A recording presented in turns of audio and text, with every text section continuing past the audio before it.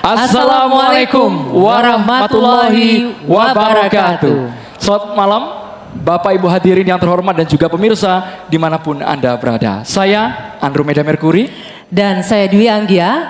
Anda menyaksikan debat kelima calon presiden pemilu tahun 2024. Ini Andro, luar biasa ya atmosfer yang kita rasakan malam hari ini di venue debat. Baik, sebelum kita akan memulai debat malam hari ini Bapak Ibu semuanya, ada baiknya kita menyimak kembali tata tertib debat yang harus ditaati dan menjadi komitmen kita bersama agar diikuti oleh para paslon serta hadirin yang ada di lokasi malam hari ini sehingga debat bisa berjalan dengan lancar dan tertib.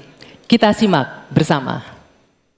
Hadirin sekalian, baik, kita akan langsung memulai debat sesi pertama dengan mendengarkan visi, misi, dan program kerja masing-masing calon presiden. Ya, Andro dan pemirsa, jika pada debat sebelumnya diawali dari kandidat nomor urut 1, di debat kali ini akan dimulai dari kandidat nomor urut 2. Kami persilakan calon presiden nomor urut 2, Bapak Prabowo Subianto untuk menyampaikan visi, misi, dan program kerja. Waktu Bapak 4 menit, dimulai dari Anda berbicara. Bismillahirrahmanirrahim. Assalamualaikum warahmatullahi wabarakatuh. Shalom, Om Swastiastu, Namo Buddhaya. Saudara-saudara sekalian, Prabowo Gibran memiliki rencana besar yang kita beri nama Strategi Transformasi Bangsa. Inti daripada strategi ini tentunya adalah meningkatkan kemakmuran bangsa Indonesia dan terutama memperbaiki kualitas hidup manusia Indonesia, seluruh rakyat Indonesia. Salah satu proyek strategis kita intinya adalah memberi makan bergizi untuk seluruh anak-anak Indonesia termasuk yang masih dalam kandungan ibunya dan selama sekolah sampai dari usia dini sampai dewasa. Ini akan mengatasi angka kematian ibu waktu lahir. Ini akan mengatasi kurang gizi anak, stunting. Ini akan menghilangkan kemiskinan ekstrim. Ini akan menyerap semua hasil panen para petani dan nelayan. Ini akan meningkatkan pertumbuhan ekonomi kita minimal sekitar 1,5 sampai 2%. Dengan demikian kita mengatasi masalah-masalah fundamental dalam memperbaiki kualitas hidup rakyat Indonesia menuju kepada menghilangkan kemiskinan dari bumi Indonesia. Di bidang kesehatan, kami akan membangun rumah sakit modern di setiap kabupaten dan kota dan puskesmas modern di setiap desa di seluruh Indonesia. Kami akan segera mempercepat mengatasi kekurangan dokter di Indonesia. Kita kekurangan sekitar 140.000 dokter dan itu akan kita segera atasi dengan cara kita akan menambah fakultas kedokteran di Indonesia. Dari yang sekarang 92, kita akan membangun 300 fakultas kedokteran. Kita juga akan mengirim 10.000 anak-anak pinter dari SMA, lulusan SMA kita akan beri beasiswa ke luar negeri untuk belajar kedokteran dan 10.000 lagi untuk belajar sains, teknologi, engineering dan matematik, kimia, biologi dan fisika. Itu kita rebut teknologi, kita rebut sains. Saudara-saudara sekalian, kita juga akan membangun 3 juta rumah untuk mereka yang belum punya rumah. 1 juta di pedesaan, 1 juta di pesisir, 1 juta di perkotaan. Saudara-saudara sekalian, kita yakin bahwa pendidikan strategis. Kita harus memperbaiki gaji guru, termasuk gaji honorer, meningkatkan kompetensi guru. Kita harus memberi pelatihan-pelatihan, penataran-penataran, dan juga seluruh penyelenggara negara, ASN, TNI, Polri, penyuluh-penyuluh pertanian di mana-mana harus kita perbaiki gajinya sehingga kualitas hidup mereka akan baik, sehingga mereka bisa memberi pelayanan kepada rakyat dengan sebaik-baiknya. Saudara-saudara sekalian, itu beberapa program unggulan kami dalam rangka strategi transformasi bangsa. Kita tidak hanya sekedar mau pembangunan, kita mau transformasi bangsa kita di atas landasan ekonomi yang sudah dibangun oleh Presiden Joko Widodo dan presiden-presiden sebelumnya. Saudara-saudara sekalian, demikian pemikiran kami. Kami yakin kami akan melaksanakan itu dan kami akan mencapai Indonesia Emas 2045. Terima kasih. Wassalamualaikum warahmatullahi wabarakatuh. Terima kasih Pak Prabowo.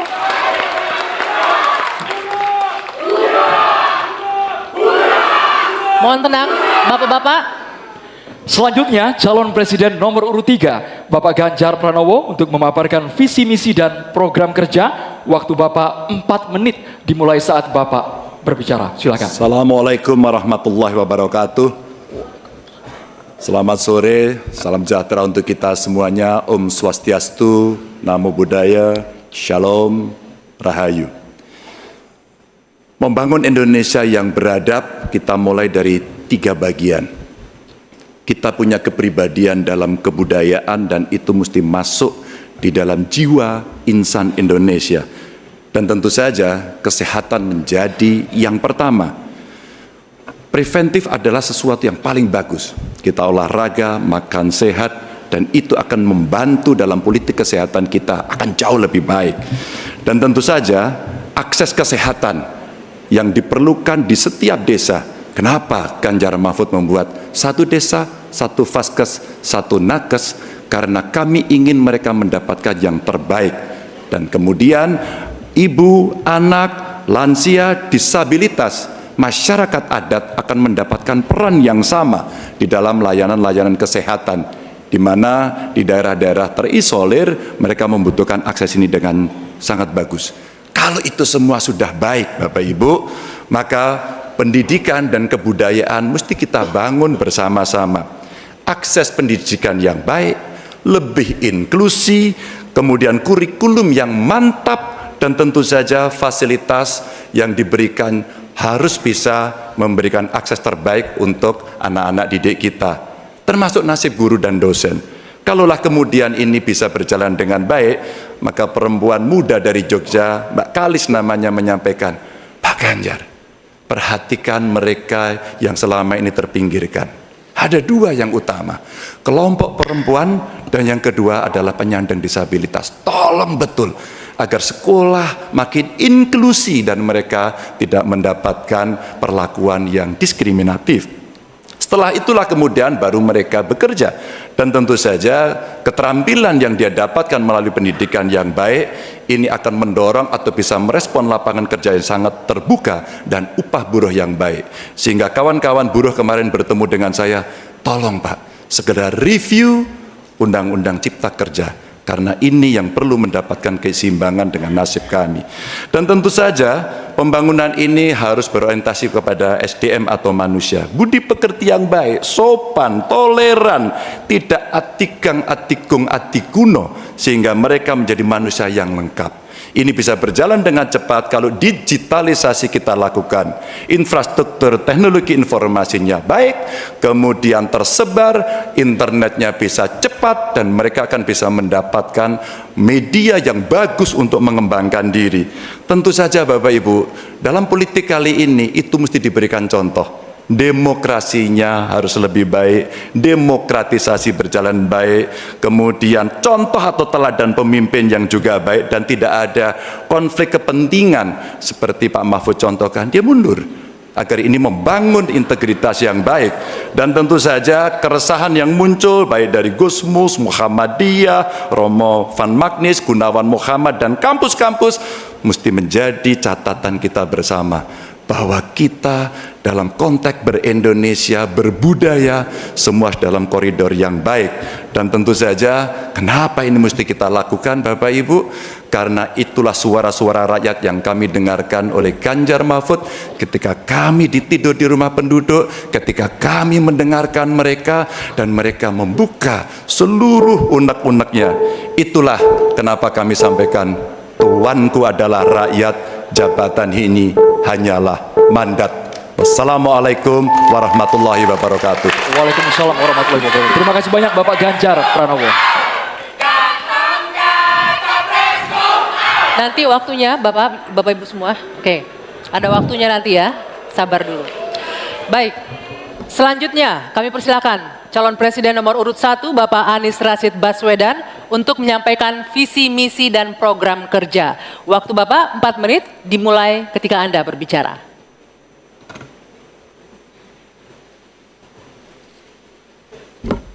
Assalamualaikum warahmatullahi wabarakatuh. Waalaikumsalam. Selamat malam, salam sejahtera untuk kita semua. Ibu, Bapak, saudara-saudara sebangsa setanah air yang sangat saya cintai. Persoalan terbesar bangsa kita hari ini, republik kita hari ini adalah ketimpangan, ketidaksetaraan, ketidakadilan.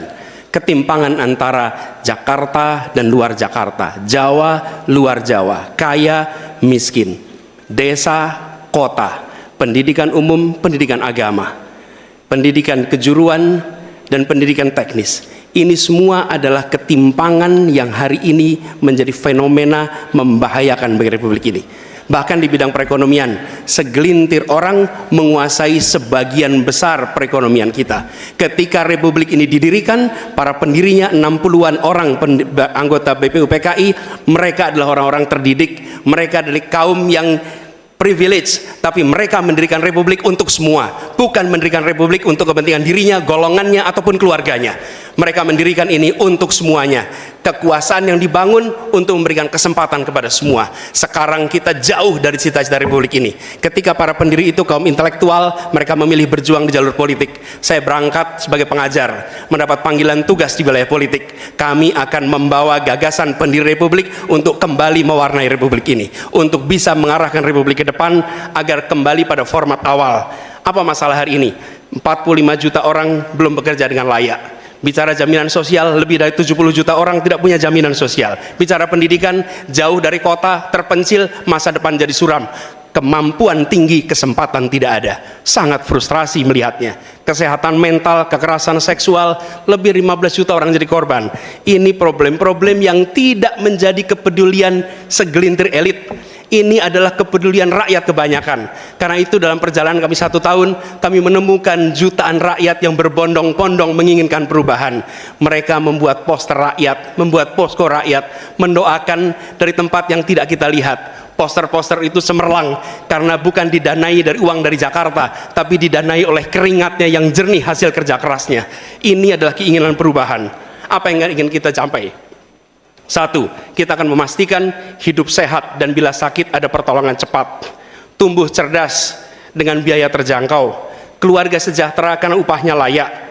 Dan bila membutuhkan diberikan bansos sesuai kebutuhannya. Bansos plus. Bukan memberikan bansos untuk kepentingan yang memberi, tapi untuk kepentingan yang diberi. Dan warga negara yang bangga dengan negaranya. Karena dijaga budayanya dan etikanya dijaga tinggi. Kita menginginkan persatuan karena ditopang dengan rasa keadilan. Persatuan itu tidak mungkin terjadi dalam ketimpangan. Persatuan membutuhkan rasa keadilan. Karena itu misi kami tegas mewujudkan bangsa yang sehat, yang cerdas, yang sejahtera, berbudaya dan bersatu. Kita menyaksikan begitu banyak orang punya prinsip sopo wani rekoso bakal nggayuh mulyo. Siapapun yang bersungguh-sungguh dalam usahanya pasti meraih kemuliaan. Tapi bila kesempatannya ada, bila kesempatannya tidak ada, menghasilkan frustrasi. Dan kami ketika menjalankan amanat, maka kami akan memegang prinsip ngadek sacekna, nilas saplasna. Konsistensi ucapan dan perbuatan, menjunjung kejujuran dan kearifan. Ini komitmen kami. Fokus pada pembangunan manusia Indonesia, menghadirkan kesetaraan, menghadirkan keadilan. Dengan seperti itu kita ada persatuan. Perubahan saatnya kita kerjakan. Katong bergerak untuk perubahan, untuk seluruh rakyat Indonesia dimanapun berada. Terima kasih. Assalamualaikum warahmatullahi wabarakatuh. Waalaikumsalam warahmatullahi wabarakatuh. Terima kasih Pak Anies. Dan kini silakan kita berikan tepuk tangan dan apresiasi untuk ketiga calon presiden yang sudah menyampaikan visi, misi, dan program kerja mereka. Silakan. Silakan.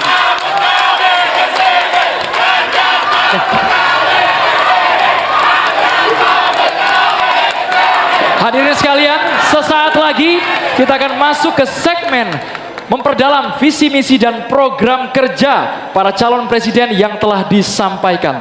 Untuk itu tetaplah bersama kami di debat kelima calon presiden tahun 2024.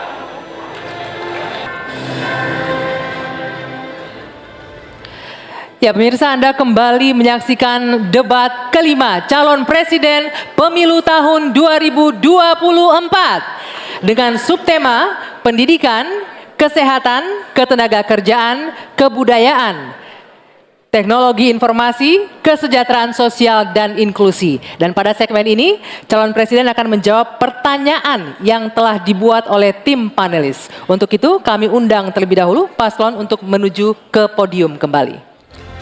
Masih tersegel. Sekali kami ingatkan bahwa kami hanya akan membacakan pertanyaan selama 1 kali. Mohon para calon presiden untuk menyimak dengan seksama. Pertanyaan ini ditujukan untuk calon presiden nomor urut 3, Bapak Ganjar Pranowo, dengan subtema ketenagakerjaan. Pekerja migran Indonesia tersebar di banyak negara. Di sana mereka banyak mengalami masalah, mulai dari masalah hukum, pelecehan, hingga kesehatan mental.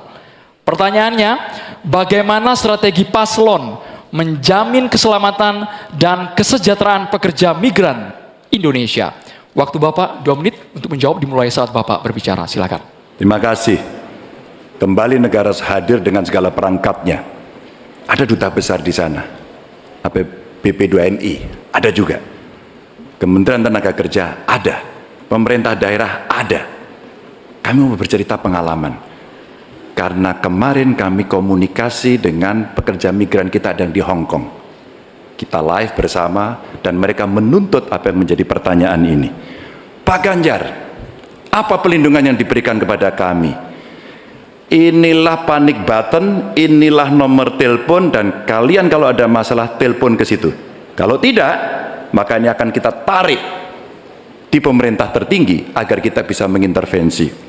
Kenapa ini menjadi penting? Masalah-masalah yang mereka hadapi, satu, mulai mereka berangkat legalitasnya mesti beres. Mulai mereka berangkat kita sudah harus tahu skillnya apa. Mulai mereka berangkat apa yang ada dalam kontrak kerja, kita pastikan semuanya. Dari kementerian yang ada, lembaga yang ada, itulah kontrol dilakukan.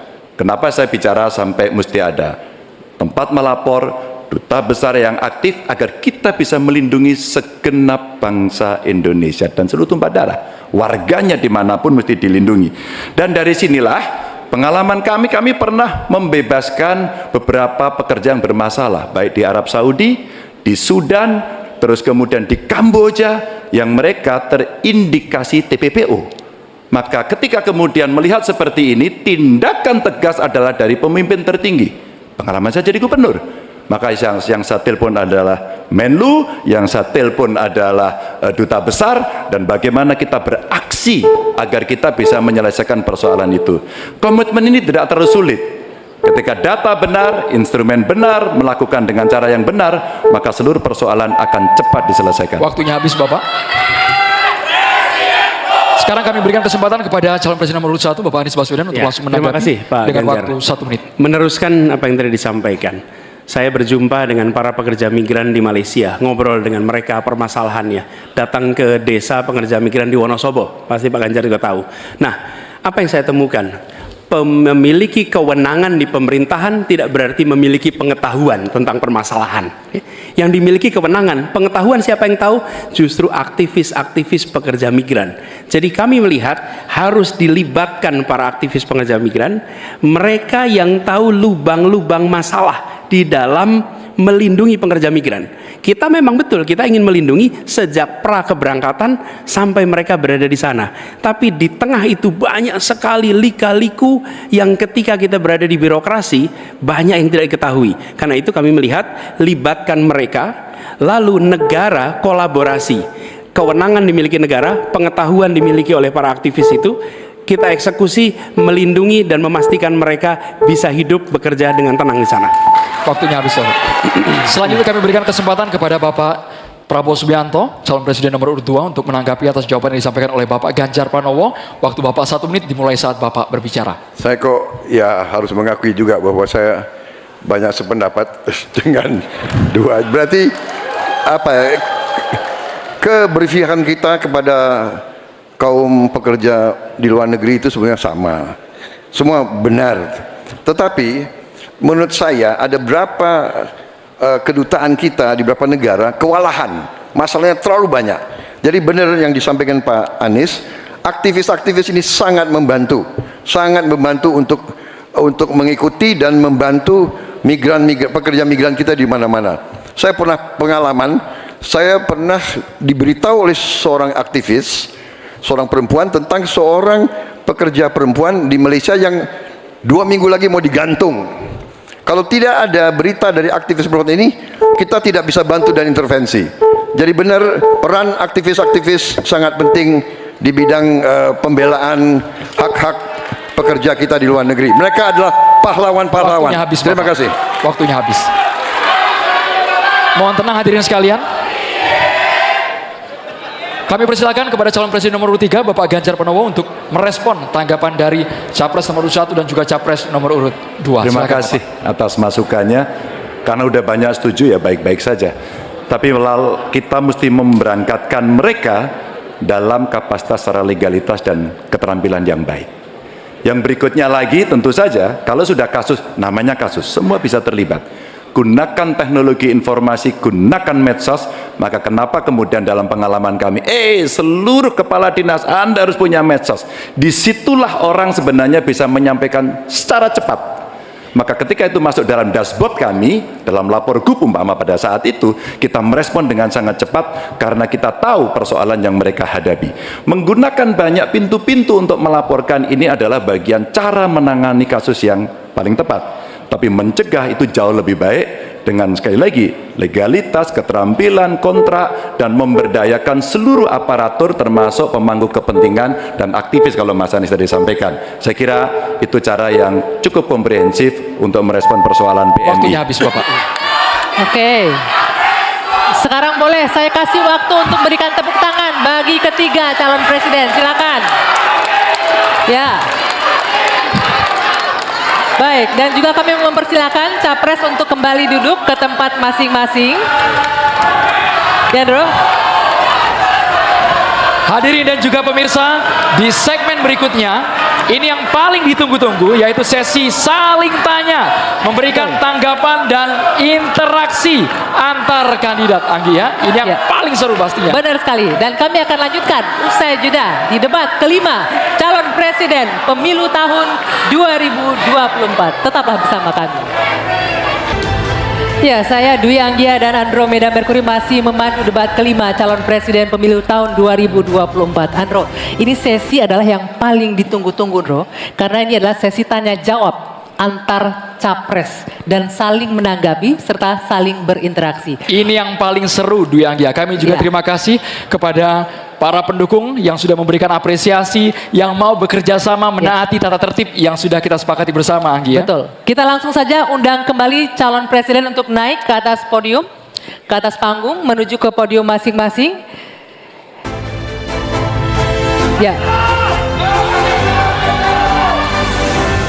Kami ingatkan bagi calon presiden, pertanyaan harus sesuai dengan tema pendidikan, kesehatan, ketenagakerjaan, kebudayaan, teknologi informasi, kesejahteraan sosial, dan inklusi. Dan kami mohon jika ada singkatan atau terminologi asing harus dijelaskan terlebih dahulu. Baik, langsung saja kesempatan pertama untuk segmen ini akan kita berikan langsung Capres nomor urut 2, Bapak Prabowo Subianto, untuk bertanya ke Capres nomor urut 3, Bapak Ganjar Pranowo. Bapak, waktunya 1 menit dimulai dari Anda berbicara. Silakan. Pak Ganjar, kita mengetahui masalah yang sangat penting dihadapi bangsa kita adalah bahwa banyak sekali anak-anak kita yang kurang gizi, stunting. Saya ingin bertanya, apakah Bapak setuju dengan gagasan saya untuk memberi makan bergizi untuk seluruh anak-anak Indonesia untuk mengatasi masalah stunting dan menghilangkan kemiskinan ekstrim dan juga mengurangi angka kematian ibu-ibu pada saat melahirkan. Terima kasih. Masih ada waktunya? Cukup? Cukup, baik. Silakan Pak Ganjar untuk menanggapi pertanyaan dari Pak Prabowo. Waktunya 2 menit, dimulai dari Bapak berbicara.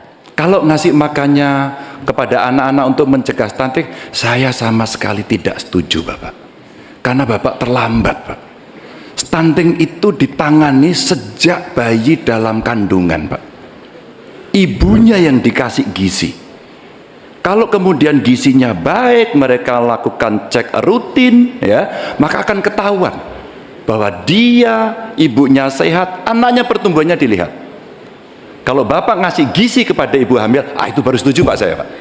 Nah, nanti setelah itu dia akan lahir, ibunya selamat karena diperiksa. Tadi Bapak sampaikan udah bagus Pak tadi pertama Pak. AKB akan turun, kemudian indeks kita akan bagus, anaknya akan tumbuh. Kalau sudah lahir dan tumbuh, mungkin bukan stunting Pak itu gizi buruk. Kalau gizi buruk Bapak mau memperbaiki boleh. Jadi jangan sampai confuse antara stunting dan pemberian makan Pak. Jadi makannya jangan banyak-banyak Pak, nanti kekenyangan. Jangan sampai nanti terjadi obesitas. Ini lebih bahaya lagi nanti. Itu kira-kira yang bisa dilakukan. Jadi mengatasi stunting sejak ibu hamil, bahkan bisa dicegah pada saat anak-anak kita mau menikah Pak. Periksa kesehatan si calon pengantin perempuan, laki-lakinya juga, maka dia siap menikah. Ya, maka jangan menikah dini. Baru hamil, periksa rutin, kasih gizi, insya Allah Pak, itu akan melahirkan bayi-bayi yang sehat, yang kuat, dan kemudian kalau itu kurang gizi, baru Bapak benar tadi Pak. Kasih gizi yang baik agar anak-anak tidak kurang gizi dan dia tumbuh cerdas. Mudah-mudahan menjawab ini Pak. Terima kasih Pak. Pak Ganjar, masih ada waktunya? Cukup. Cukup? Baik. Silakan Pak Prabowo untuk menanggapi jawaban dari Pak Ganjar. Waktunya 1 menit, dimulai dari Bapak berbicara. Sebetulnya yang saya sampaikan ya persis itu. Jadi kita belum. Kita beri program kita beri makan ibu yang sedang hamil. Kita beri bantuan gizi ibu yang sedang hamil karena dia mengandung 9 bulan. Tapi memang stunting itu karena kurang gizi, Pak Ganjar. Itu karena ibu dan karena dianya juga kurang gizi, dia stunting. Dan itu terjadi di seluruh bagian dari Indonesia. Yang saya ketemukan anak-anak umur 10 tahun badannya seperti anak umur 4 tahun. Jadi kita harus intervensi, kita harus kasih bantuan makan, dan juga ini mengurangi kemiskinan karena banyak sekali rakyat kita yang penghasilannya hanya 1 juta rupiah sebulan. Jadi kalau tidak dibantu makan anak-anaknya sangat berat hidupnya. Terima kasih. Ya, cukup waktunya ya. Baik, selanjutnya kami persilakan Pak Ganjar untuk menanggapi jawaban dari paslon nomor 2. Waktunya 1 menit, silakan dari sekarang. Jadi maksudnya Bapak mengkoreksi pertanyaan Bapak ke saya ya tadi ya? Tidak Pak? Oh tidak? Oke. Bapak setuju atau tidak dengan Pak Prabowo, makan siang? mohon ditahan. Saya izinkan kok Berbicara di waktunya biar kita saja berdebat. Karena Silakan. beliau tidak mengoreksi, saya ingatkan aja pertanyaannya. Bapak mau kasih makan untuk mencegah stunting buat anak-anak. Terlambat Pak itu. Maka saya sampaikan Pak, kalau Bapak mau mencegah stunting Pak, sekali lagi Pak, perhatikan proses menikah Pak. Mulai dari mereka remaja ya, dan kemudian Bapak mesti lihat Pak, perempuan Indonesia, remaja Indonesia itu sebagian besar anemia Pak. Perhatikan itu dulu. Kalau itu sudah, maka dia menikah, perhatikan usianya. 19 tahun usia hari ini adalah menjadi ukuran di mana mereka akan sehat secara mental dan secara fisik. Kalau itu sudah Pak, diperiksakan semua ke dokter, ke rumah sakit dan rutin, itu akan terjaga dengan gizi yang baik yang ada di sana. Itu pendapat saya. Cukup. Waktunya habis Bapak. Terima kasih Pak Ganjar. Mohon tenang hadirin sekalian. Sekarang kita ke calon presiden nomor urut 1. Maksud kami nomor urut 3, Bapak Ganjar Pranowo. Bertanya ke calon presiden nomor urut 1, Bapak Anies Baswedan. Waktu Pak Ganjar 1 menit dimulai saat Bapak berbicara. Pak Anies, lagi rame kita mau tanya soal bansos. Karena menurut saya bansos ini adalah kewajiban negara dan rakyat berhak mendapatkannya. Tapi kita punya problem. Karena banyak klaim yang diberikan seolah-olah ini bantuan orang per orang atau kelompok. Padahal kita masih punya. Ada data yang tidak valid, ada cara penyampaian yang tidak benar, ada protes yang kemudian tidak terverifikasi atau terrespon dengan baik. Ini yang menjadi pertanyaan saya kepada Pak Anies adalah, menurut Pak Anies kira-kira bagaimana tata kelola bansos agar satu tidak saling klaim, dua bisa tepat sasaran, tiga tidak menimbulkan kecemburuan-kecemburuan, sehingga inilah satu harapan yang betul-betul bisa diterima oleh rakyat. Silakan. Masih ada waktu Bapak? Cukup. Kami persilakan calon presiden nomor urut 1 Bapak Anies Baswedan menjawab pertanyaan yang disampaikan oleh calon presiden nomor urut 3 Bapak Ganjar Pranowo. Waktu Bapak Anies 2 menit dimulai saat Bapak berbicara. Ya, terima kasih Pak Ganjar. Pertama, kita harus menyadari bahwa yang disebut sebagai bansos adalah bantuan untuk si penerima, bukan bantuan untuk si pemberi. Karenanya, dia diberikan sesuai dengan kebutuhan si penerima. Kalau penerimanya membutuhkan bulan ini, ya diberi bulan ini. Kalau dibutuhkannya 3 bulan lagi, ya 3 bulan lagi. Tidak usah dirapel semuanya. Oke? Dijadikan sebagai sesuai kebutuhan. Yang nomor 1 yang itulah yang disebut sebagai bansos tanpa pamrih. Kemudian yang kedua, pemberian bansos ini harus tepat sasaran. Artinya diberikan melalui pendataan yang baik. Informasi data itu harus akurat dan mekanisme pemberiannya melalui jalur birokrasi, bukan dibagikan di pinggir jalan, tapi dibagikan langsung di lokasi menggunakan siapa menggunakan jalur birokrasi. Kemudian yang ketiga, yang tidak kalah penting, ketika kita berbicara tentang bansos ini, harus bansos itu bisa dipastikan mereka yang miskin, prasejahtera itu termasuk di dalamnya. Jangan sampai mereka terlewatkan. Karena itu kami menyusun ini sebagai bagian dari perubahan adalah bansos plus. Angkanya ditingkatkan, yang belum masuk masih miskin dimasukkan dan diberikan bekal pelatihan, pendampingan supaya mereka pelan-pelan bisa mandiri dan hidup lebih sejahtera. Jadi kami melihat ketika sampai kepada bansos, bansos ini adalah atas nama negara. Ketika saya bertugas di Jakarta, semua paket bansos di kerdusnya diberikan label dibiayai APBD DKI Jakarta, bukan dari gubernur, dari uang rakyat lewat APBD DKI Jakarta. Jelas posisinya. Selanjutnya kami mohon kepada calon presiden nomor 3 Bapak Ganjar Pranowo menanggapi jawaban calon presiden nomor 1 Bapak Anies Baswedan. Waktu Bapak 1 menit dimulai saat Bapak berbicara. Terima kasih. Ya, kali ini pasti setuju dong.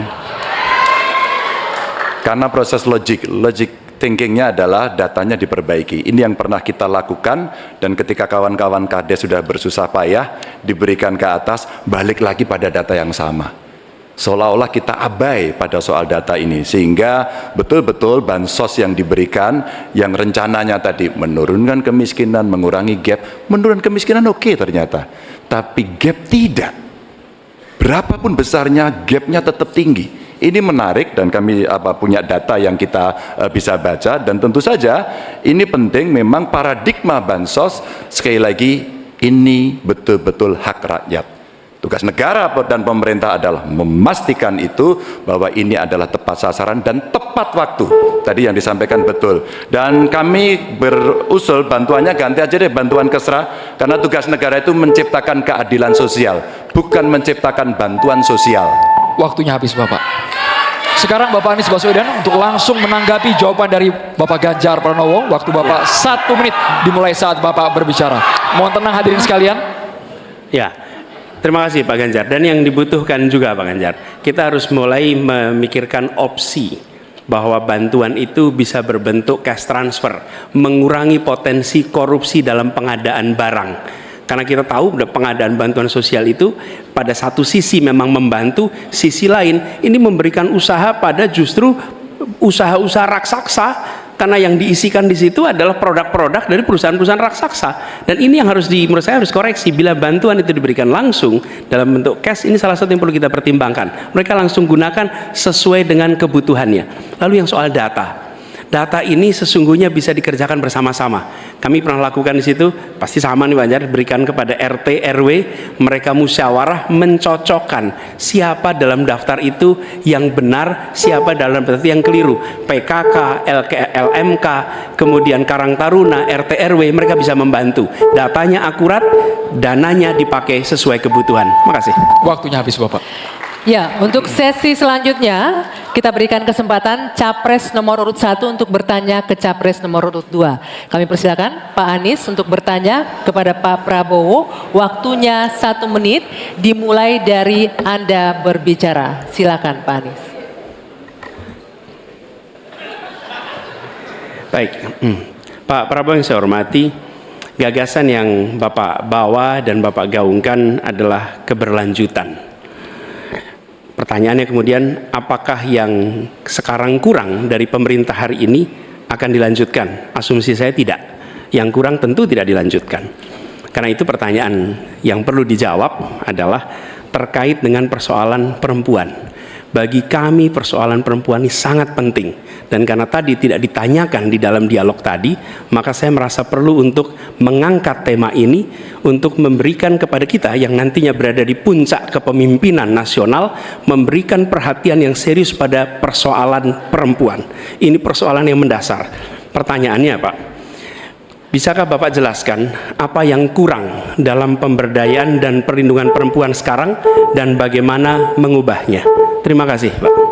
Ya, cukup waktunya. Silakan dijawab Pak Prabowo. Waktu Anda 2 menit untuk menjawab.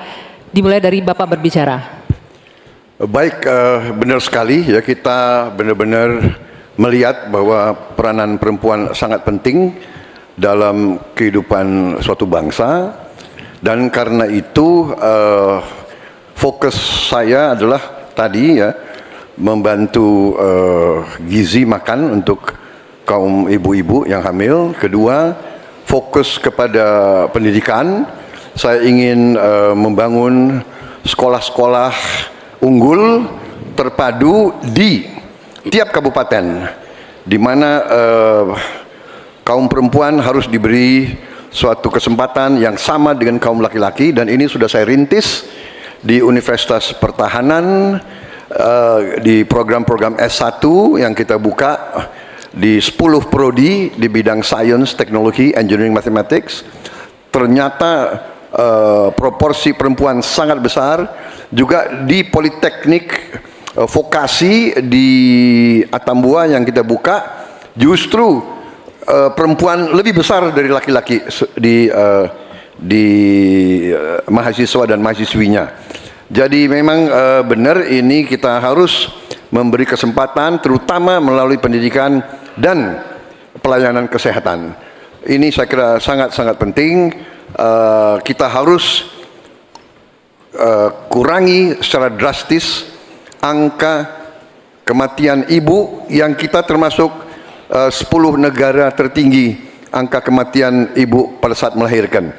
Jadi saya kira upaya-upaya untuk kesetaraan gender sangat penting. Juga di bidang politik kita melihat kaum perempuan sudah sangat mengambil peran yang sangat menonjol, dan saya akan mendorong peranan itu di pemerintah yang saya pimpin kalau saya dipilih. Terima kasih. Waktunya habis.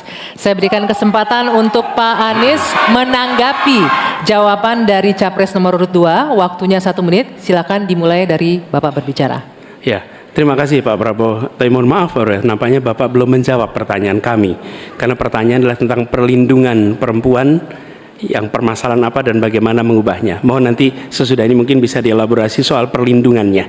Kami melihat ada 3 hal ketika bicara itu. 1, perlindungan. Karena kita menyaksikan jumlah kekerasan pada perempuan luar biasa banyak, tinggi. Catatannya ada 3,2 juta kasus selama 8 tahun terakhir ini. Itu yang tercatat, itu yang terlaporkan. Dan perempuan ini harus dimuliakan, harus dilindungi, dan kekerasan pada perempuan tidak boleh disepelekan, tidak boleh dianggap sebagai isu kecil. Dari mulai catcalling sampai kekerasan fisik, itu semua harus ditindak tegas dan kami akan tindak tegas. Kemudian yang kedua, kesetaraan. Yang sekarang bekerja dibangunkan daycare sehingga bagi ibu yang mempunyai anak bisa ada tempatnya. Yang ketiga, kesejahteraan. Perempuan harus punya upah yang setara dengan laki-laki. Itu kira-kira Pak. Terima kasih. Baik, kami berikan kesempatan Pak Prabowo menanggapi respon dari Pak Anies tadi. Waktunya 1 menit, dimulai dari Bapak berbicara. Tadi Pak Anies kurang tegas membicarakan masalah kekerasan terhadap perempuan dan perlindungan. Oh, kita harus tegakkan hukum. Dalam perlindungan masalah-masalah itu kita tegakkan hukum. Dan itu harus kita tegakkan dengan sekeras-kerasnya. Dan itu sudah menurut saya aksiomatis. Tanpa kita berpikir panjang, memang itu kita harus lindungi seluruh rakyat kita, apalagi kaum perempuan dari segala bentuk penindasan, kekerasan, eksploitasi, human trafficking, dan sebagainya. Jadi saya sangat-sangat mendorong penegakan hukum yang sekuat-kuatnya dan bantuan kepada lembaga-lembaga even non pemerintah, NGO-NGO yang bergerak di bidang perlindungan kaum perempuan. Saya sendiri aktif menyelamatkan kaum perempuan yang bekerja di luar negeri dari tindakan-tindakan kekerasan seperti itu. Terima kasih. Baik, terima kasih. Hadirin sekalian, Ya. sekarang waktunya Bapak Ibu di sini untuk memberikan apresiasi kepada para calon presiden yang telah memasuki sesi tanya jawab dan saling menanggapi. Kami persilakan Bapak Ibu untuk memberikan apresiasi setinggi-tingginya kepada para calon presiden. Sesi tanya jawab antara calon presiden Anggi masih terus berlanjut. Betul sesaat sekali. lagi ya. Ya, kita akan lanjutkan usai jeda. Tetaplah di debat kelima calon presiden pemilu tahun 2024. Ya pemirsa, Anda kembali menyaksikan debat kelima calon presiden pemilu tahun 2024 dan kita masih akan melanjutkan sesi tanya jawab antar calon presiden. Tentu saja masih sesuai dengan subtema malam hari ini, pendidikan, kesehatan, ketenagakerjaan, kebudayaan, teknologi informasi, kesejahteraan sosial, dan inklusi. Tapi Andro, sebelum kita lanjutkan, saya ingin memberikan apresiasi yang luar biasa, terutama untuk audiens kita malam hari ini yang sangat tertib malam hari ini. Terima kasih banyak Bapak Ibu para pendukung dari 01, Ya. 02 dan juga 03. Terima kasih banyak atas kerjasamanya semua hadirin sekalian. Oke. Kita juga akan melanjutkan sesi tanya jawab dan sekali lagi mengingatkan capres untuk menghindari ataupun kalau menggunakan terminologi dan singkatan dielaborasi terlebih dahulu ya. Kami kembali mengundang para calon presiden untuk menuju ke podium.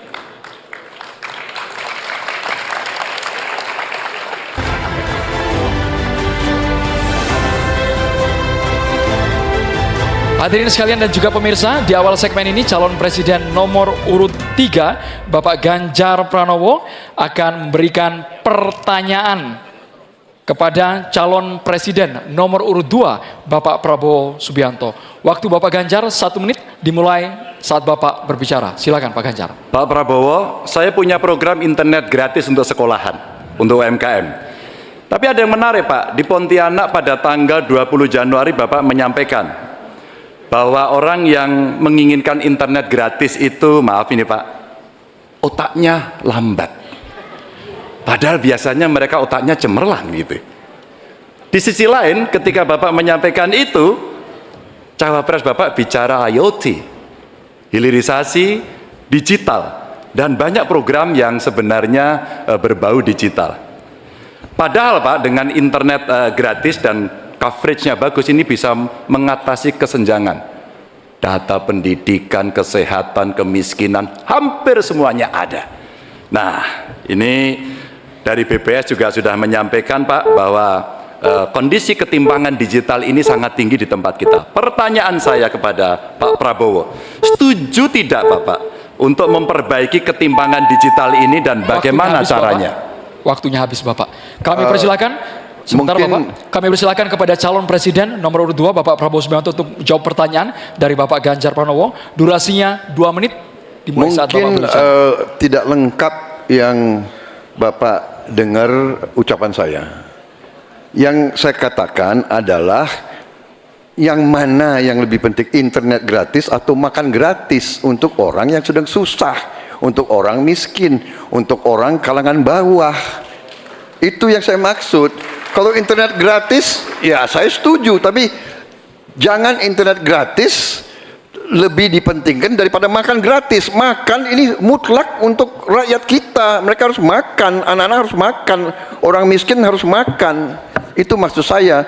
Kalau internet gratis bagus untuk ketimpangan digital dan sebagainya. Saya sependapat. Mungkin ada yang lapor ke Bapak kurang lengkap. Saya kira itu mungkin ya. Tapi saya tidak bermaksud bahwa internet gratis itu tidak penting. Tidak. Kalau dibandingkan dengan makan gratis.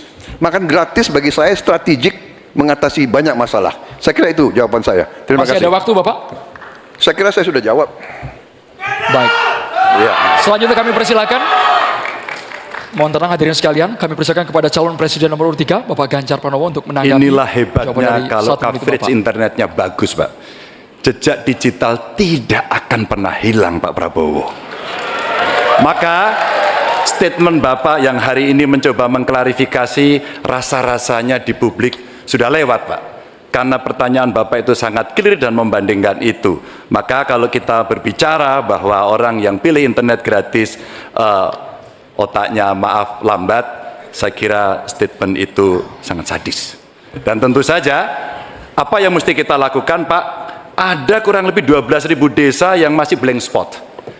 Padahal kita ingin mendigitalisasi banyak hal untuk memberikan fasilitas, ya pendidikan, ya kesehatan, ya.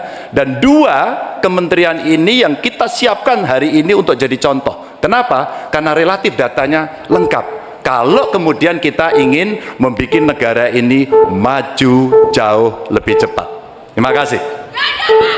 Kami persilakan kepada Capres nomor 2, Bapak Prabowo untuk menanggapi jawaban dari Bapak Ganjar Pranowo. Waktu Bapak 1 menit dimulai saat Maaf berbicara. Pak Ganjar, saya tegaskan kembali. Dalam konteks internet gratis, kalau dibandingkan dengan makan gratis, mana yang lebih diprioritaskan? Maksud saya adalah makan gratis diprioritaskan. Bukan berarti internet gratis tidak penting. Sama sekali tidak. Saya apabila jadi presiden, saya akan bawa internet gratis ke seluruh desa di seluruh Indonesia. Jelas itu. Tapi makan gratis untuk anak-anak Indonesia dan ibu-ibu hamil itu strategik, itu utama bagi saya. Terima kasih. Masih ada waktu Bapak, ingin dimanfaatkan? Cukup? Cukup. Ya, selanjutnya kita akan beralih ke Capres nomor urut 1, Pak Anies Baswedan yang akan bertanya ke Capres nomor urut 3, Pak Ganjar Pranowo. Silakan Pak Anies, pertanyaannya dimulai 1 menit dari Anda berbicara.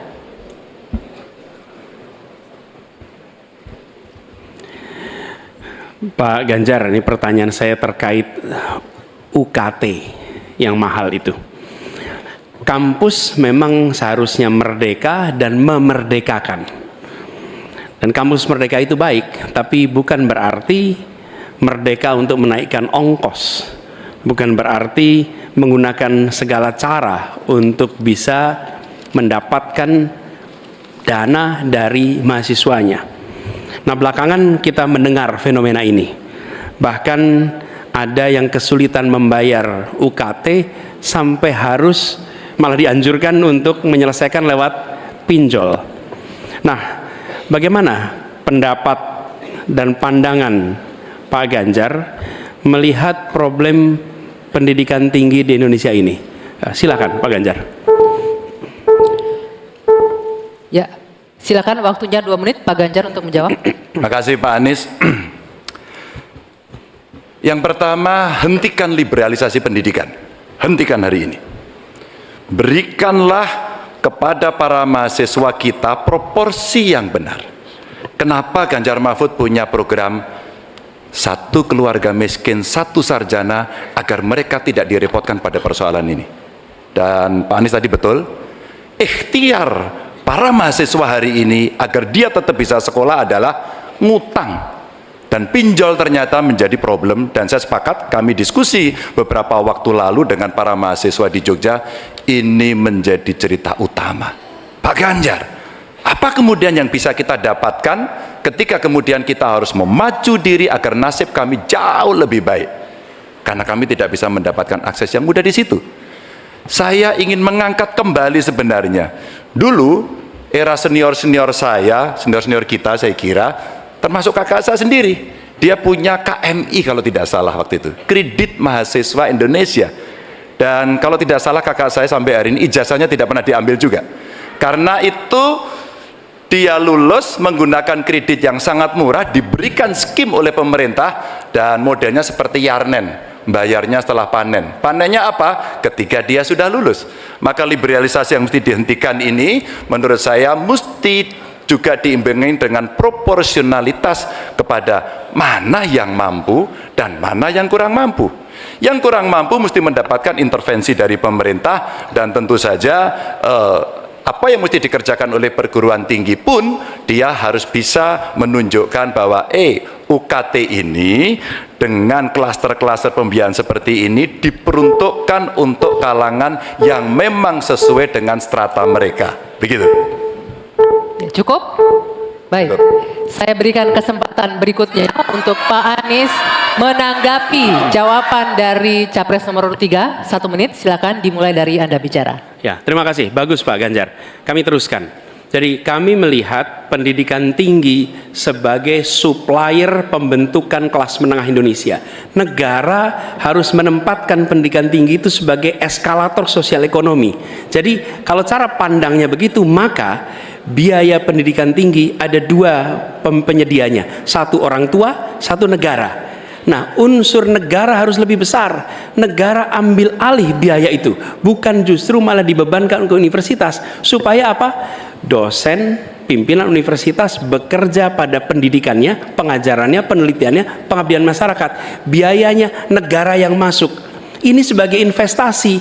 Nanti negara itu dapatnya pendapatan dari mana? Ketika mereka menjadi kelas menengah, mereka bekerja, mereka memberikan pajak bagi negara, tapi bukan pendapatan ketika mereka sedang sekolah. Jadi negara menciptakan universitas sebagai eskalator sosial ekonomi. Itu kira-kira juga dilakukan. Baik, kami berikan kesempatan terakhir untuk Capres nomor 3 memberikan tanggapan dari respon Pak Anies. Silakan Pak Ganjar, 1 menit dari Anda berbicara. Kalau kita ingin membangun dan basisnya adalah sumber daya manusia, saya kira tidak boleh diingkari bahwa betul pendidikan adalah investasi. Jangan dihitung-hitung sebagai sebuah kos. Maka kalau kemudian saya mau berbagi pengalaman di Jawa Tengah, kenapa saya cari keluarga miskin agar anaknya bisa sekolah langsung kerja. Kami mulai dari SMK karena alhamdulillah kami mampu untuk mengcover itu. Ada SMK Jateng, mereka sekolah 3 tahun dan lulus. Kami ingin tingkatkan ini. Kemana? Ke perguruan tinggi. Agar mereka kemudian bisa jauh lebih baik lagi. Dengan cara itu, ruang-ruang publik kehadiran negara, khususnya dalam bidang pendidikan inilah yang bisa kita berikan kepada mereka. Hari ini yang kita tuju adalah bagaimana kebijakan ini berpihak kepada yang lemah. Apakah itu si miskin, apakah itu kelompok perempuan, apakah itu penyandang disabilitas, sehingga mereka bisa mendapatkan akses pendidikan tinggi dengan murah. Baik, silakan selanjutnya. Selanjutnya hadirin sekalian, calon presiden nomor urut 2 Bapak Prabowo Subianto, kami persilakan untuk bertanya kepada calon presiden nomor urut 1 Bapak Anies Baswedan. Waktu Bapak 1 menit dimulai saat Bapak berbicara. Pak Anies, kita mengerti tadi bahwa angka kematian atau usia hidup Indonesia termasuk cukup memprihatinkan, dan ini masalahnya adalah karena kekurangan dokter. Apakah Bapak setuju dengan gagasan saya untuk secara besar-besaran mengirim 10.000 anak-anak kita ke luar negeri dengan beasiswa penuh untuk belajar kedokteran dan sains, teknologi, dan engineering mathematics sebagai langkah darurat untuk mengatasi kesulitan ini dalam waktu yang sesingkat-singkatnya. Terima kasih. Masih ada waktu Bapak? Cukup? Silakan Bapak Anies Baswedan untuk langsung menjawab pertanyaan dari Bapak Prabowo Subianto. Waktu Bapak 2 menit untuk menjawab, silakan. Iya. Prinsip untuk meningkatkan kompetensi kami setuju Pak. karena kompetensi yang meningkat bagaimanapun juga akan bermanfaat. Nah, isunya adalah kita harus melihat apa yang menjadi urgen hari ini. Dan di situ harus berbicara dengan siapa? Berbicara dengan stakeholder. Negara punya kewenangan, tapi sekali lagi pengetahuan dan situasi di lapangan kita harus berbicara dengan stakeholder. Siapa itu? Asosiasi profesi, kemudian Kementerian Kesehatan, dinas di daerah, kemudian para aktivis, para pengamat, para pakar. Kumpulkan datanya, lihat apa yang menjadi kebutuhan, sehingga kita bukan meloncat langsung ini adalah yang dibutuhkan. Kenapa? Karena seringkali yang kita anggap sebagai kebutuhan belum tentu di lapangan itu menjadi kebutuhan. Tapi prinsip pengembangan kompetensinya setuju, Pak. Dan bila memang diharuskan untuk belajar ke luar negeri, maka go ahead. Tapi bila dibalik, profesor yang dibawa ke sini, institusinya dibawa ke sini juga tidak masalah, karena dengan begitu proses belajar itu akan terjadi. Jadi kami melihat pengembangan kompetensi itu baik, jangan tapinya memastikan sesuai dengan data yang ada, supaya apa yang kita investasikan bisa menjawab kebutuhan. Jadi ada unsur pentingnya, ada unsur urgensinya. Kita kerjakan mana? Yang dapat dua-duanya, yang urgen dan yang penting, supaya hasilnya bisa langsung kita manfaatkan untuk Indonesia. Begitu jawabannya kira-kira, Bapak. Terima Masih ada kasih. waktu, Bapak? Cukup? Ingin dimanfaatkan? Kami persilakan kepada Bapak Prabowo untuk langsung menanggapi jawaban dari Bapak Anies Baswedan. Waktu Bapak 1 menit. Baik, saya kira Pak Anies, saya kira masalahnya adalah datanya sudah cukup jelas bahwa kita kekurangan 140.000 dokter. Sebagai contoh, di Atambua ada satu rumah sakit yang seharusnya ada 16 dokter, dokternya hanya 1 orang. Jadi dia kewalahan, dia harus melayani 3 kabupaten. Jadi bagaimanapun pemerintah saya kira harus ambil tindakan-tindakan yang cukup darurat, dan untuk itu menurut kami ya kita harus ambil langkah-langkah berani, mengirim sebanyak mungkin. Tapi saya setuju juga mengundang profesor-profesor untuk mengajar di kita. Jadi saya usulkan bahwa dari 92 fakultas kedokteran kita tingkatkan menjadi 300 fakultas kedokteran. Jadi saya kira usul Pak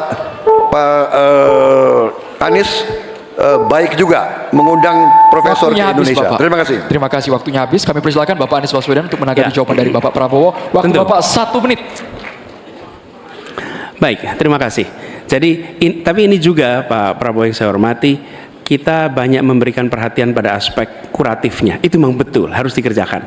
Tapi jangan lupa aspek preventifnya. Dan ketika bicara aspek kuratif ada 2. Satu adalah soft infrastructure, tadi tenaga medisnya. Yang kedua hard infrastructure-nya. Apa itu? Misalnya nih, 15 dari 38 provinsi belum memiliki rumah sakit kelas A. Ini harus dibangun. Kemudian 171 kecamatan di 8 provinsi ini belum memiliki puskesmas. Jadi kita harus memikirkan dua-duanya, Pak. Soft infrastructure, manusianya, hard infrastructure, dan jangan lupa itu semua adalah efek dari pola hidup yang tidak, salah satunya efek pola hidup yang tidak sehat. Tidak sehat, karena itulah promotif preventif itu penting, sehingga kita tidak hanya mengobati tapi juga mencegah. Demikian. Baik, terima kasih Bapak. Baik, berakhir sudah sesi tanya jawab antar calon presiden. Kita masih akan lanjutkan lagi, tapi silakan beri tepuk tangan yang meriah dulu untuk sesi tanya jawab 3 calon presiden ini. Oke.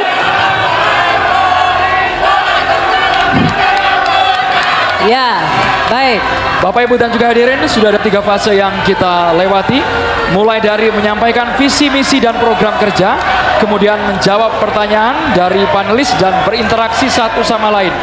Masih ada 1 sesi lagi, kita akan mendengarkan bersama pernyataan penutup Ya, dari tapi masing-masing calon itu presiden. nanti. Jangan ya. Betul, tahan dulu, kami akan kembali di debat kelima calon presiden pemilu tahun 2024. Pemirsa, Anda kembali bersama kami di debat kelima calon presiden pemilu tahun 2024. Hadirin sekalian dan juga pemirsa, ini merupakan segmen terakhir di debat kelima malam hari ini. Ya, benar sekali. Dan di segmen ini kita akan sama-sama mendengarkan pernyataan penutup atau closing statement dari ketiga calon presiden. Untuk itu kami mengundang bukan hanya pasangan calon presiden tetapi juga calon wakil presiden untuk sama-sama menuju ke podium.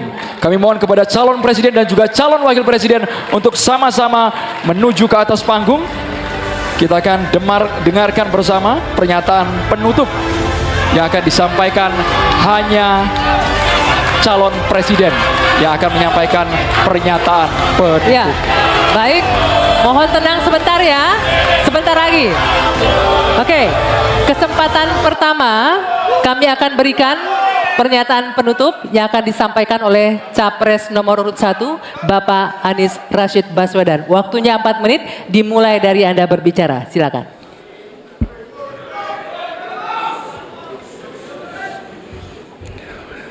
Assalamualaikum warahmatullahi wabarakatuh. Ibu, Bapak, saudara sebangsa yang saya cintai, selama 1 tahun lebih kami berkeliling Indonesia berjumpa dengan jutaan rakyat. Mereka datang bukan mengharap bayaran, mereka datang membawa harapan. Mereka menginginkan ada perubahan, kondisi hidup yang lebih baik, bisa lebih makmur. Orang tua yang di malam hari melihat anaknya tidur dalam kondisi miskin, dia melihat sambil membayangkan, akankah anak saya tetap miskin seperti ini kelak? Bisakah mereka hidup lebih baik?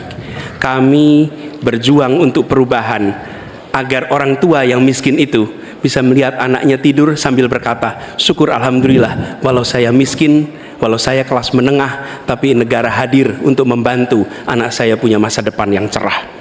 Perjalanan ini perjalanan spiritual bagi kami. Setiap jabat tangan, setiap pelukan membawa pesan yang mereka sampaikan sebagai titip. Kami ingin Indonesia yang lebih baik, kami ingin Indonesia yang lebih adil. Dan kami tahu Tuhan yang Maha Kuasa, Allah Subhanahu wa taala, menginginkan kekuasaan yang welas asih, yang cinta kasih. Karena itu kami yakin bahwa Tuhan yang Maha Kuasa, Allah Subhanahu wa taala, akan memberikan kekuasaan pada yang dikehendaki. Qul illahumma malikal mulki tu'ti mulka man tasya wa tanziul mulka mimman tasya. Bahwa Tuhan akan memberikan dan mencabut dari yang dikehendaki. Karena itu kami dalam berjuang menyadari betul cinta kasih, welas asih, ketulusan, keteguhan menjadi bagian dari perjuangan ini. Kami menemukan orang-orang yang bertugas di lapangan bersama kami, TNI, polisi, ASN, kepada mereka kami sampaikan rasa terima kasih yang luar biasa. Dan kami akan perhatikan mereka untuk bisa hidup lebih baik setiap tahunnya nanti. Kita juga menyaksikan ada yang menolak ini, yang hidup dari ketimpangan ini, yang justru merasakan kekuasaan dari ketimpangan ini. Itu yang akan kami lawan. Tapi kami tidak melawan dengan kebencian, kami tidak melawan dengan rasa ketidaksukaan. Kami akan membawa ini dengan spirit Surodiro Joyo Diningrat Lebur Dining Pangastuti, bahwa segala angkara murka akan kalah oleh kebaikan. Merah putih di atas semuanya. Penghormatan kepada kebinekaan, penghormatan kepada persatuan akan mengantarkan kita, yang kita ikhtiarkan bersama-sama, menjadi Indonesia yang cerdas, sejahtera, sehat. Kesetaraan kesempatan bagi semua, itulah yang kami akan bawa. Setara bagi siapa? Laki perempuan, kaya miskin, kota desa, mereka yang berpendidikan umum, madrasah, pesantren, agama apapun, suku apapun. Dan kami akan tegaskan, negara tidak berdagang dengan rakyat, negara tidak pelit dengan rakyat, negara tidak berpaling dari yang papa, negara yang penuh cinta kasih kepada semuanya, negara yang hadir dengan perasaan yang halus, yang rahman, yang rohim kepada semua, yang merangkul dengan perasaan cinta. Sebagai orang tua bagi anak-anaknya, sebagai abah bagi anak-anaknya semua, yang mencintai semua dengan sepenuh hati, memperhatikan yang paling bawah untuk meningkat kesejahteraannya. Agar apa? Yang di tengah terangkat. Bila yang di bawah terlupakan, yang di tengah pun akan terlupakan, terhimpit. Karena itu pesan yang kami bawa adalah pesan negara yang menyayangi, negara yang welas asih, dan negara yang membereskan soal ketimpangan, negara yang membereskan soal ketidakadilan, membesarkan yang kecil tanpa mengecilkan yang besar, menguatkan yang lemah tanpa melemahkan yang kuat. Mari Katong lakukan perubahan. Terima kasih. Assalamualaikum warahmatullahi wabarakatuh. Selanjutnya kita ke calon presiden nomor urut 2, Bapak Prabowo Subianto untuk menyampaikan pernyataan penutup. Waktu Bapak 4 menit dimulai saat Bapak berbicara. Bismillahirrahmanirrahim. Saudara-saudara sebangsa dan setanah air, kita baru saja beberapa bulan ini melaksanakan kampanye yang penuh dengan semangat, penuh dengan kontestasi, kadang-kadang penuh dengan kata-kata yang keras. Tetapi itikat kita baik. Saya kira tiga paslon semuanya ingin yang terbaik untuk rakyat Indonesia. Karena itu saya atas nama Prabowo Gibran dan atas nama Koalisi Indonesia Maju minta maaf kepada paslon 1 Pak Anies, Pak Muhaimin, dan paslon 3 Pak Ganjar dan Pak Mahfud. Seandainya dalam kampanye ini ada kata-kata kami atau perbuatan kami yang kurang berkenan, kami mohon maaf yang sebesar-besarnya. Kami juga mohon maaf kepada KPU seandainya kami juga bertindak yang kurang pas. Keinginan kita adalah untuk berbuat yang terbaik, dan kami selalu berjuang untuk yang terbaik. Saudara-saudara sekalian, yang penting kita harus membangun dan menegakkan kerukunan, persatuan, kekeluargaan di antara semua unsur dan semua kalangan bangsa Indonesia, terutama adalah kerukunan di antara pemimpin-pemimpin Indonesia. Saya tetap menganggap Mas Anies, Mas Muhaimin, Pak Ganjar, Profesor Mahfud adalah saudara-saudara saya sendiri. Kita berjuang untuk bangsa Indonesia, kita berjuang karena cinta kita kepada rakyat Indonesia. Saudara-saudara sekalian, manakala Prabowo Gibran dan Koalisi Indonesia Maju atas izin Tuhan Yang Maha Besar, Tuhan Yang Maha Esa, menerima mandat dari rakyat, kita akan jadi pemimpin nasional untuk seluruh rakyat Indonesia. Saya akan jadi presiden untuk seluruh rakyat Indonesia, termasuk yang tidak memilih saya dan termasuk yang tidak percaya sama saya. Saya akan berjuang untuk seluruh rakyat Indonesia. Kami berjuang, bertekad menghilangkan kemiskinan dari Indonesia. Kami bertekad menghilangkan kelaparan dan kurang gizi bagi rakyat Indonesia. Kami bertekad mengurangi angka kematian ibu-ibu yang sedang melahirkan. Kami berjuang untuk menghilangkan korupsi dari bumi Indonesia. Kami berjuang untuk perdamaian bagi rakyat Indonesia dan bagi bangsa Indonesia. Kami berterima kasih kepada semua pemimpin-pemimpin Indonesia, semua presiden Indonesia, Bung Karno, Pak Harto, Pak Habibie, Gus Dur, Ibu Megawati, Pak SBY, dan Pak Joko Widodo. Mereka adalah putra-putri terbaik bangsa Indonesia. Kami terima kasih kepada mereka telah menjaga republik kita. Sekarang kita menikmati, tidak terlibat dalam pertikaian dengan bangsa-bangsa lain. Kita sekarang fokus, musuh kita adalah kemiskinan, musuh kita adalah kelaparan, musuh kita adalah kesulitan rakyat. Harus kita atasi. Kita membangun Indonesia kuat, adil, makmur, aman untuk semua, adil untuk semua, makmur untuk semua. Wassalamualaikum warahmatullahi wabarakatuh.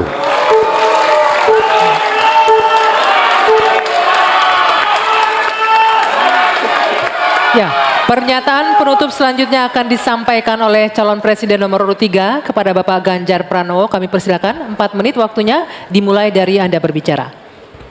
Bapak Ibu yang sangat saya hormati, saya dan Pak Mahfud punya 3 janji. Taat kepada Tuhan, patuh kepada hukum dan keadilan, dan setia kepada rakyat. Kenapa ini harus saya sampaikan?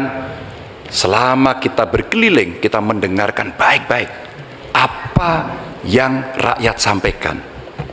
Mereka sampaikan, saya catat dalam 3 hal.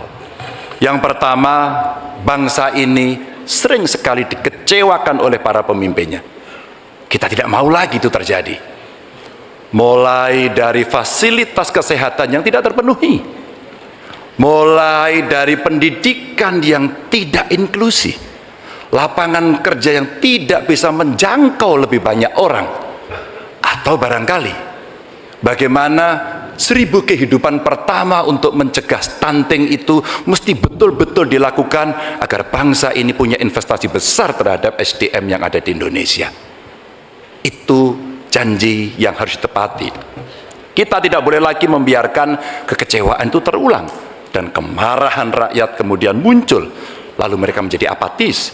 Dan kali ini beri suara Anda kepada calon yang konsisten, yang visioner, yang mampu mendengarkan rakyat, negarawan, reformis, dan tidak punya persoalan. Selanjutnya, kita harus menjaga proses politik demokrasi dengan baik. Kita mesti melawan politik dinasti itu yang didukung oleh mereka yang statementnya sangat terbuka, menguasai 1/3 kekayaan Indonesia. Sungguh-sungguh rakyat merasa terluka karena statement itu. Dan yang mengutamakan kepentingan keluarga menjadi di atas kepentingan segalanya. Hari ini kampus berbicara, masyarakat sipil berbicara, dan kita sedang diingatkan agar track demokrasi bisa berjalan dengan baik. Dan jangan biarkan KKN subur kembali di Indonesia. Kita mesti tegas untuk menegakkan hukum. 5 tahun yang lalu dalam debat Capres 2019, saya tim kampanye Joko Widodo. Beliau menyampaikan, dan kita diingatkan untuk tidak memilih calon yang punya potongan diktator dan otoriter, dan yang punya rekam jejak pelanggar HAM, yang punya rekam jejak untuk melakukan kekerasan, yang punya rekam jejak masalah korupsi. Saya sangat setuju apa yang beliau sampaikan, agar kriteria ini menjadi pegangan kita semua dalam memilih pemimpin. Dan yang ketiga, saya berjanji bersama Pak Mahfud, jika terpilih bersama Pak Mahfud memimpin Republik ini, kami tidak akan mengecewakan rakyat. Rakyat merupakan sumber energi kami, ruang-ruang terbuka yang mesti diakomodasi.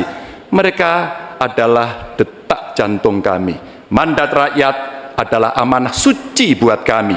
Dan bismillahirrahmanirrahim, kita mulai sebuah era baru Indonesia, era di mana tidak satu rakyat pun ditinggalkan, no one left behind, dan kita memasuki era gotong royong menuju Indonesia unggul. Dan terima kasih kepada seluruh rakyat Indonesia yang telah memberikan inspirasi, menitipkan harapan kepada pundak kami berdua untuk memilih nomor 3, Ganjar Mahfud, dan insya Allah Indonesia pasti lebih baik. Terima kasih untuk kawan-kawan partner saya, pasangan nomor 1 dan 2. Kami senang hari ini kita bisa berdiskusi, bisa berdebat, dan kita berada pada posisi yang sama-sama saling menghormati. Terima kasih rakyat untuk Indonesia yang lebih baik. Wassalamualaikum warahmatullahi wabarakatuh. Itulah pernyataan penutup dari masing-masing pasangan calon. Kami mohon kepada ketiga pasangan calon presiden dan juga calon wakil presiden untuk tetap berada di atas panggung. Kami juga mengundang Ketua KPU, anggota KPU, Sekretaris Jenderal KPU untuk menuju ke panggung. Bersama-sama kita akan Tenang sebentar, menyanyikan. belum selesai. Tenang, Hadirin sekalian, kami mohon tenang. sebentar. Kita akan langsung sama-sama menyanyikan.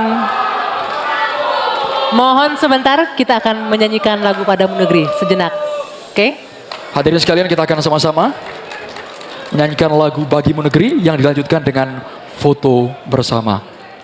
Ini luar biasa ya Andro ya. Debat berlangsung dengan sangat tertib. Seluruh visi, misi, dan program kerja harapannya terelaborasi dengan baik malam hari ini.